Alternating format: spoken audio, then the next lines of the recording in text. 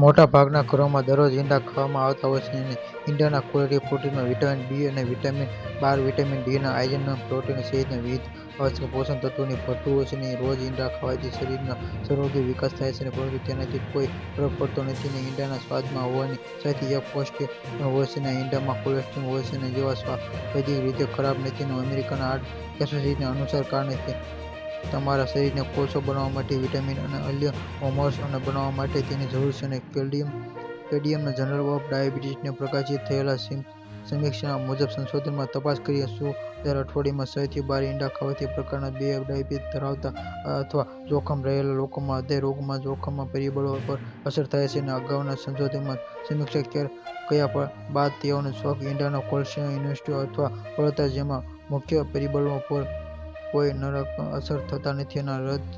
રક્ત પ્રસાથના કેટલાક અભ્યાસોમાં ઈંડાના સેવન સારા અને કોલેસ્ટ્રોલ એસડીને વધારતા જોવા મળે છે. ઈંડા પોષક તત્વોમાં ભરપૂર હોય છે. મોટા ઈંડાના જરદીમાં લગભગ 180 મિલીગ્રામ કોલેસ્ટ્રોલ હોય છે, જેથી 300 મિલીગ્રામ ભલામણ. દરેક દૈનિક મર્યાદા કરતાં વધારે ઈંડાના વપરાશથી વ્યક્તિનું સ્વાસ્થ્ય, આહાર જરૂરિયાત અને એકંદર કેલરી વધારે બદલાય છે. કેટલાક સંશોધકો માટે અઠવાડિયામાં 2 થી 4 ઈંડા સુધી અને કાર્ડિયોવેસ્ક્યુલર રોગ, સીવીડી અને પ્રકાર બી ડાયાબિટીસ ધરાવતા લોકો માટે ઈંડાનું સેવન મર્યાદિત કરવાની ભલામણ કરતા હોય છે.